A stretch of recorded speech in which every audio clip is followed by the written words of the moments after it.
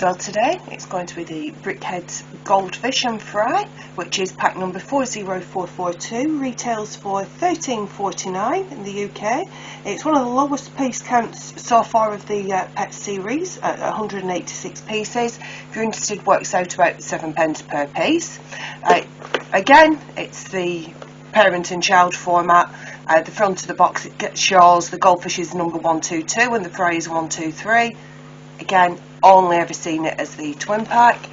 Just the fairly standard box. On the rear of the box it shows the other pet series, which are the German Shepherd, short hair cat and the budgies. We'll get to those eventually, I would have thought.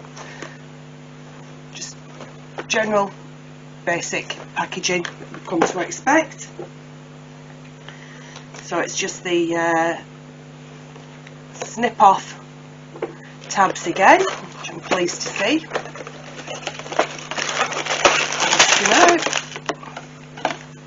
Got everything in one fell swoop this time, so we have a couple of loose plates, 2 stickers again, and just 3 bags of parts this time. Obviously your instruction book. So just gonna get into these.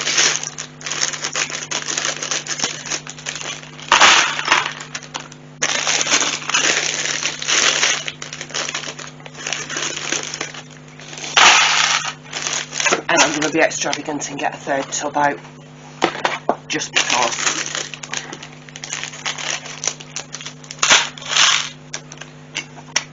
And those 2 are going there. Check the bags, there's nothing left in them.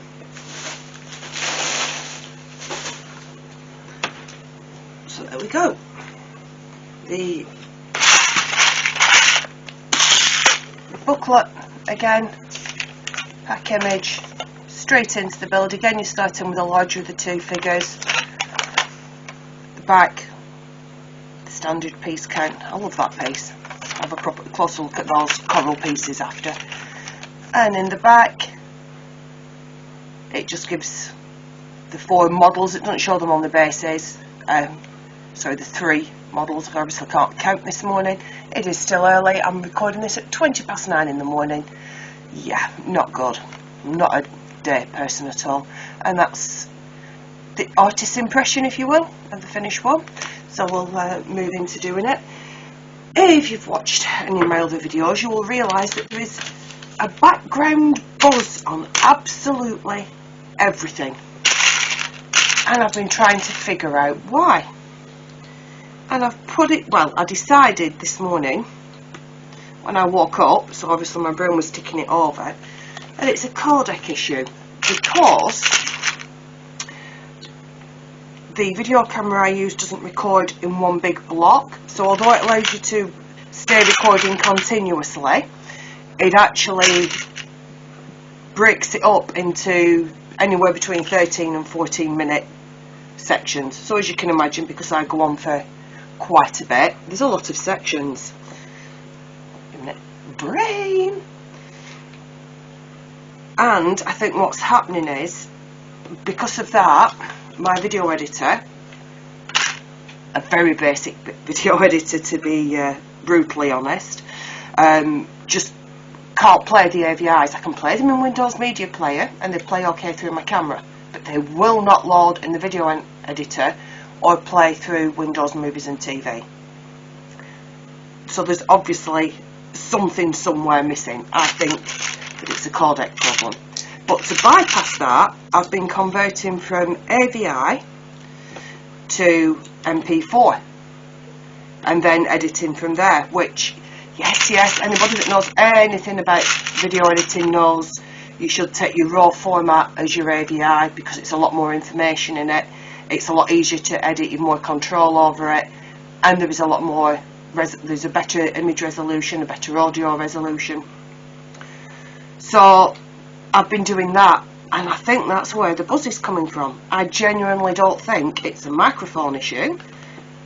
I do believe it is entirely a compression issue. So how do I resolve that? Well, there are 2 ways to resolve it, aren't there, really? throw a lot of money at it and get a decent editor rather than using a very basic one, which, to be entirely honest, it's basic, but it does what I need, because I want the videos not to be super edited. I am going for the lo-fi approach. 2 reasons. One, I know nothing about video editing, and it's not something that I'm particularly making great leaps and strides on learning about. We will get there. We will get there eventually. Quality will improve. But also because I like the feel. A lot of the videos I watch, some of them, yeah, they have great production values.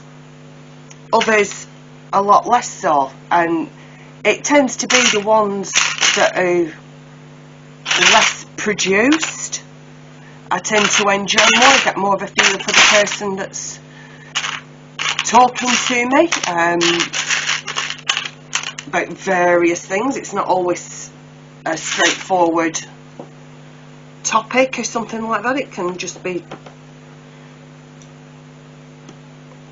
sorry, got confused. It can literally just be an update, you know, as to where they're going with the channel, what the thoughts are about various things, and that's fine, absolutely fine by me. I like that. So I don't really want to be doing loads of production stuff. At some point I am going to have to get something that can handle audio editing, just purely because I am going to want to do some videos that are more based around information from the Lego website or from things like that I want to talk about.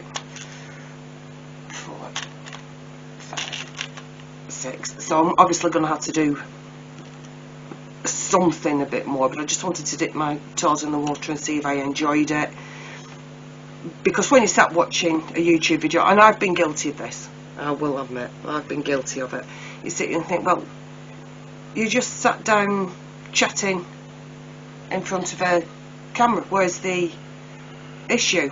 But even to do a basic edit, even of quite a short video, not something I'm likely to do much of. I do tend to go on a bit, I do know. And the side here looks really cute. I've forgotten what I was saying. Oh yeah, saying how easy people make it look, and it really isn't. There's a lot that goes into it, especially if you're going to edit properly, not just slap a load of stuff together and cut out any really bizarre rants you go on, which I have done once. I went off on a complete tangent and even I didn't understand what I was talking about, so that came out.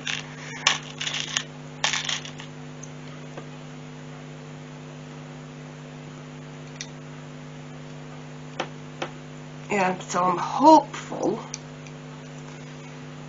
that now I know what the problem is, I can find a workaround. Now, one obvious workaround is to set a timer next to me and every 10 minutes manually stop recording and manually start recording, because it's whatever codec my camera is using to split the actual recording information, the video file, up.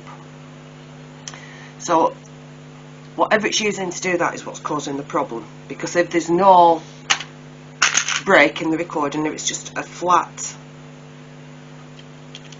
file of under 13 minutes, it's fine, it plays straight away, not a problem. So either I set a timer and do that. Yeah, not likely, really not likely. That takes far too much planning. Or I invest in a much better video editor in the hope that is going to do it, or we download some codecs and hope they're going to fix it. So I've been and downloaded some codecs this morning and loaded them onto my laptop, and we are living in hope that they're going to do the trick. I have a horrible feeling they will not, but if we do not try, we do not know. So either the buzz is going to get fixed because it ate the microphone, which is what I thought it was initially, or we're going to be stuck with it, people. I do apologise, until I can find something that's going to work for it, for me. And that, I hate to say, is down to price. I understand you get what you pay for. I buy Lego, for goodness sake. I understand that. But where software is concerned, some of it would just be bloatware to me. I'm not looking to do anything intricate. It's like I used to do graphics. You wouldn't think so from the quality of my thumbnails and the banner, etc. But I used to do 3D graphics in a program called Poser. Made content for that, and I started off using GIMP. Then I moved to Paint Shop Pro, and then finally I invested in Photoshop CS4. So that shows you how long ago it is, Photoshop CS4. But that was worth it. And then I also had the Poser software itself to buy, which isn't a particularly expensive software program, or wasn't at the time. I couldn't speak for it now. I haven't done anything in it for years. So I don't mind paying for a software that does what I need it to do, but I don't want to shell out a fortune on software that does far more than I need, because basically I just need stitching together and the ability to take out the odd section here and there. That shows. Oh no, when I've got it in the light it is a yellowy colour. I thought it was an orange colour. I was going to mourn they'd given me a yellow plate. It's me, I'm colour blind. So there's the cost implication, and just feel weird about buying software when I'm having fun up to now, but bear in mind only really been doing this for a couple of days. So what's fun now might quickly tire of, which will be inordinately annoying because we've bought a very, very cheap low-end digital video recorder, which came with an external microphone, which I did remember to turn on. Yes. Bought a couple of ring lights. I've only got one at the moment, the other one's due today, but I'm using the LED lights that I built for helping me with colour matching and stuff when I'm building, because I'm set up in my living room on the table that I work from home at, because COVID, we're still working from home. Not complaining, don't want to go back to the office, love working from home. I don't think the husband loves it as much as I do, because he's sitting in the corner of the room going shut up, shut up, shut up. But there we go. So there's that. I've had to buy a tripod, and yeah, I've gone as cheap as I dare, or as cheap as I could get away with in a lot of cases, because it is just, look, I'm doing this to try it out, see how it goes, see if I'm enjoying doing it, because that is the main thing. If I am enjoying doing it, then it's worth persevering with. If I'm not, I'll just go back to sitting and building and doing my typed online reviews. I am still going to be typing up reviews for anybody that might be interested. I have a blog which is linked below. Started off from all the book reviews I was doing, so I was a member of a few sites, where if you reviewed books, you could get ARCs, so advanced reader copies, and the amount I was reading, because that was basically my only hobby at the time, was phenomenal. Talking 2 or 3 books a week, and being able to tell you exactly what happened a couple of weeks later in each book, and what the key plot points were, the key characters. So yeah, quick reader, read a lot. So started doing reviews so I could get ARCs, because even buying a lot of the stuff on Kindle is still an investment, and the beauty of Kindle is you don't clutter the house up.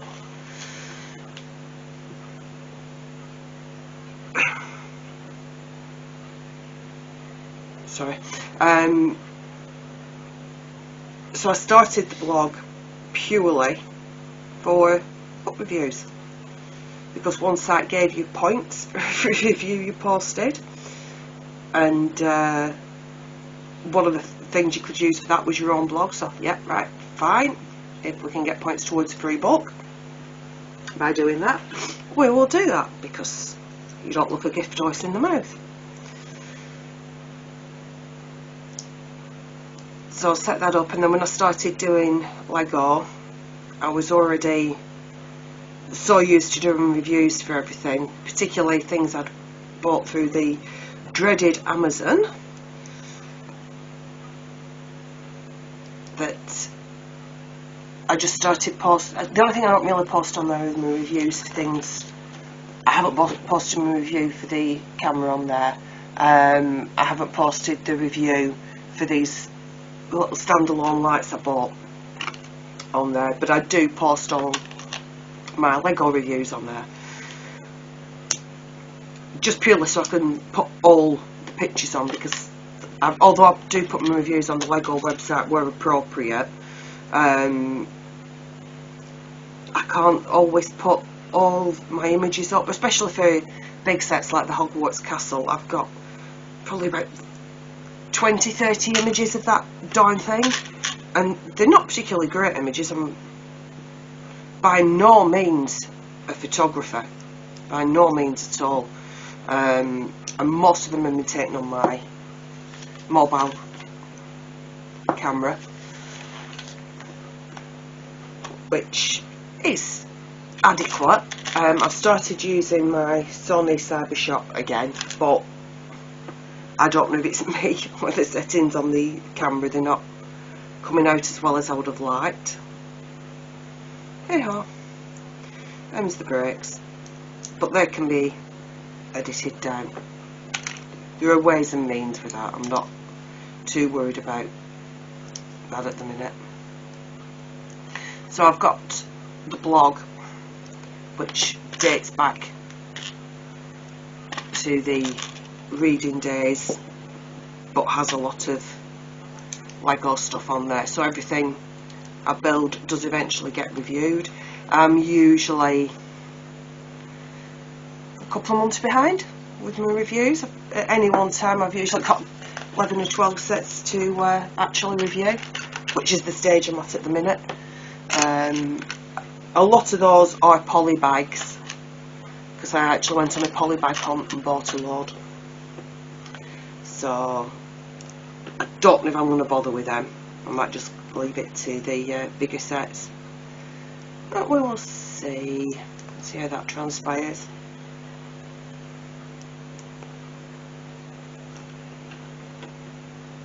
These are really fun. Can I just put that out there? These guys are brilliant. Best ones so far. Best ones so far. Love these Goldfish. And I've mentioned before, I'm a member of a 2, 3, 4, 1, 2, 3, 4, 5, 6, 7, 8. A Facebook group called Crazy AFOLs, and there is, I'm really sorry, I can't remember the name, and they got, you know, the Funko Pop display boxes. They got some of those, you know, just basically a big square plastic box to display your Funko Pops in. I only have one Funko Pop, Spyro, and he's still in his Funko Pop box. And got some of those, and he makes dioramas. Oh my god, what he did with these is absolutely incredible. It really is. Made a whole little underwater scene and really fleshed it out, and they fit so well in there. It's incredible. I'm really jealous. I wish I had the creativity to have come up with that, or to be able to emulate that, because yeah, really don't. It's like making mops. I'd love to. I really would love to, but it isn't going to happen. Let's not kid ourselves. That's not where my talents lie. My talents lie in following instructions and talking a load of rubbish, which is surprisingly harder than I thought. I thought I would have no issues sitting down and just chatting whilst I build. No. I found this a lot harder than I thought I would. It feels a little bit easier today. I feel a little bit more like I've got a flow going. Probably because I planned what was going to drop out of my mouth before I clicked record. And when I say planned, I literally mean, oh, I'm going to talk about the issues I've been having with the sound quality and what my setup roughly is. And that is the extent of my planning. No script, as you can tell, because I keep forgetting what I'm saying. But yeah, I found it real surprisingly difficult, which anybody that knows me at all knows I can talk for England. Just set me running, the mouth starts flapping, and yeah, batten down the hatches, folks. We're going to be here a while. So yeah, I was surprised yesterday when I started doing the filming how hard I was finding it and how little sense I was making. Now, whether it's because I was just in a bit of a grump, normal operating procedure for me. Spend a lot of time in a grump. Some uncharitable people would say that's because you're a woman of a certain age. Because they've probably got on point. But nevertheless, we're stuck with it. I am grumpy woman.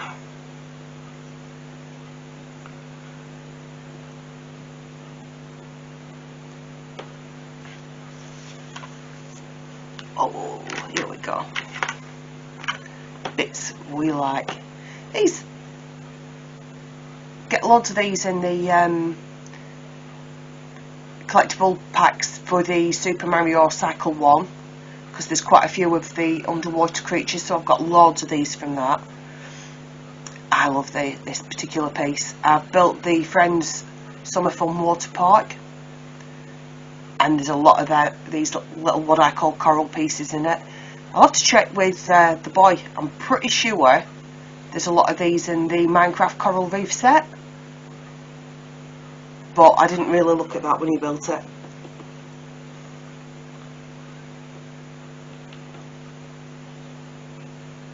But yeah, that's one of the things he collects, is the Minecraft stuff. Doesn't matter which way you put them, Midge, just put them in. Do it that way. Right.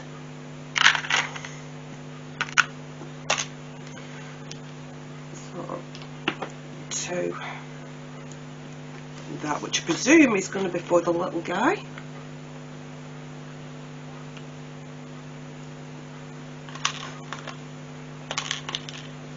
Oh, hang on, this looks a bit complex. Not helped by the fact they're clears. No, it isn't. They're just... Oi.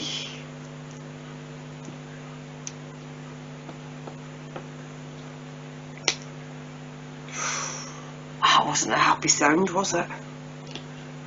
So let's hope I can fix my sound issues. Otherwise you won't get the true joy of that over the... Right. I got out my orange brick separator today, just because it's Goldfish.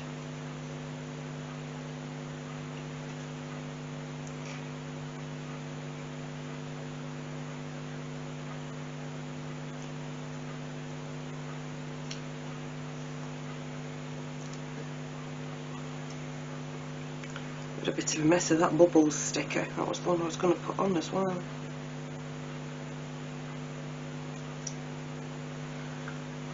Got a little tiny lump in there. Let's see if I can get rid of it without it. I mean, it's passable. You wouldn't really notice it. It's not as bad as the reserved sticker on the Friends set. Oh, that thing is such a disaster. So much so, I severely wish that I had bought a second Friends set just so I could rectify the mess I've made. Again, a few small bits left over. And an eye. There's always an eye left. So, I've done that wrong. Put the bubbles on loosely. Because that's not the one we're going to display it with. Come on, you swine. There you go. So which way around did they go? Big on the tall and little on the short. Do you know, I always break something. Always snap something off. I'm the world's clumsiest person. There we go, that's with the bubble sticker. That looks terrible because I am a clumsy pig. Let's take that off.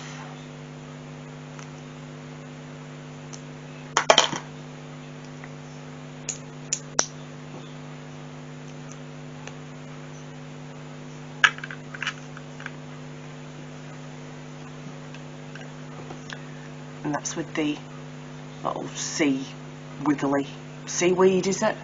Seaweed coral? Coral sticker. I have to say I am really impressed with how well these look. The other two, I never said when I was doing them, the German Shepherds is a 3.5, the Cats is a 4. There's just something not quite about them. But these are a solid 5. They work much better in the brick format, and obviously the bright orange works so well, and I love the little transparent I don't even know what you call them, sort of a post box door shape, 1x1 tiles. They really just add that little extra bit of depth. So if you want, for my money up to now, if you were looking at getting one of the Brickheadz pets and you weren't sure what to get because it doesn't directly relate to a pet that you have or that you're interested in, you know, people, oh, I'm a dog person, I'm a cat person, I'm a cat person, but the cats are disappointing. If you just want one that's going to look really fun on display, this one, definitely the Goldfish. This is brilliant. Really impressed with him. So I'm going to leave it there. I am going to go away and try and download these videos and cross my fingers that we've fixed the sound quality. If not, I don't know where I'm going to go from there. Not sure what else I can try without throwing money at it, and I'm not too keen on throwing any more money at it over what I've already spent for lighting, etc. So just have to see how that goes. Hopefully I'll have an update in the next video.